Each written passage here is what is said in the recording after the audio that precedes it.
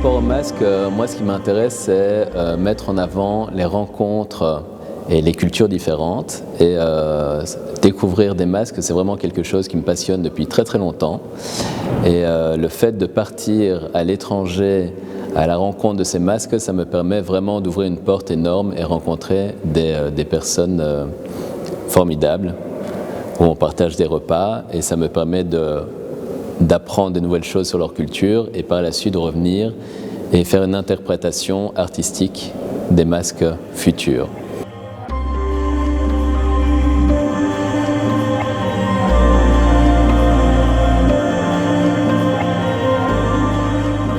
Aujourd'hui, quand on entend le mot masque, on pense évidemment au masque qu'on doit porter pendant cette période, qui est en fait un masque très désagréable et pénible et qui justement coupe le rapport avec une autre personne, puisqu'on ne voit que la moitié de notre visage, puis on a du mal à nous exprimer.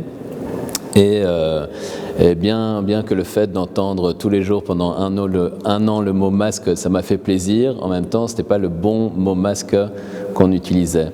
Donc, en effet, le masque, c'est quelque chose d'assez incroyable, qui raconte des histoires passionnantes sur certaines cultures et certaines histoires fortes dans notre vie.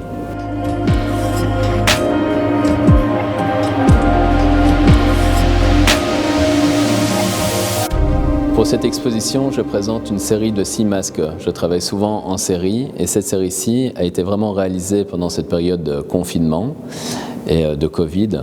Et c'est une série qui est extrêmement colorée parce que je pense qu'on a vraiment besoin de beaucoup de couleurs pendant cette période étrange. Chaque masque, en effet, raconte une histoire particulière, douloureuse ou drôle que j'ai pu vivre ou que nous avons pu vivre pendant cette période assez étrange dans le monde, d'ailleurs.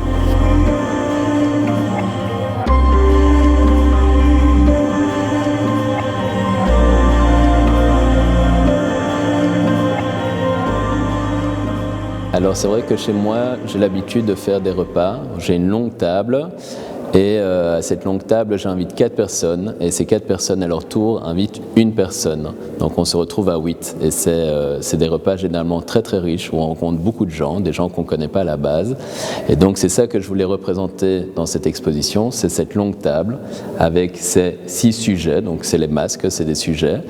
Et les invités qui viennent voir l'exposition, ce sont mes invités. Donc puisque je ne peux pas le faire chez moi, je le fais en plus grand ici, dans cette maison. Et le seul lieu où il y a quelque chose sur mes murs chez moi, c'est dans mes toilettes. C'est un jeu que j'ai réalisé pour ma fille.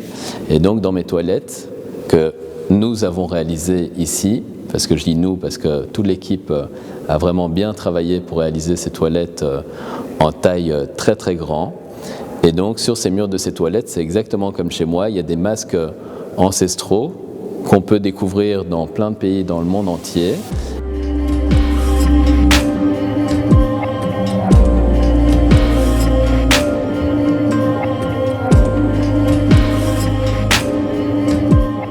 Déjà, je remercie Myriam Rispens pour ses photos et le travail qu'on réalise ensemble depuis déjà quelques années.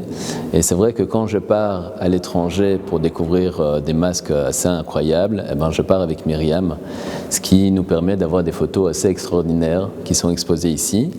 Et c'est un regard complémentaire, parce qu'on a des regards différents, des regards complémentaires, et c'est un binôme qui est vraiment agréable. Et c'est ce qu'on met en avant aussi lors de cette exposition ici.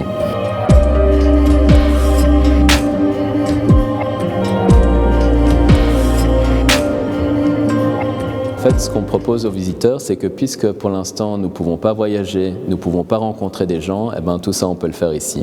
Ça veut dire qu'on peut rencontrer des gens autour d'une table, d'accord, ça reste symbolique, mais c'est ça.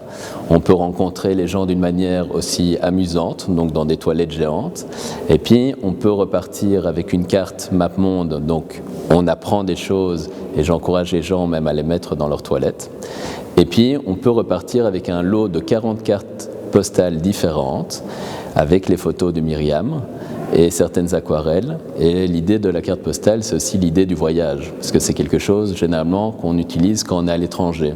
Donc l'idée de repartir avec un lot de cartes postales, c'est comme si c'était un voyage qu'on n'a pas pu faire depuis un an.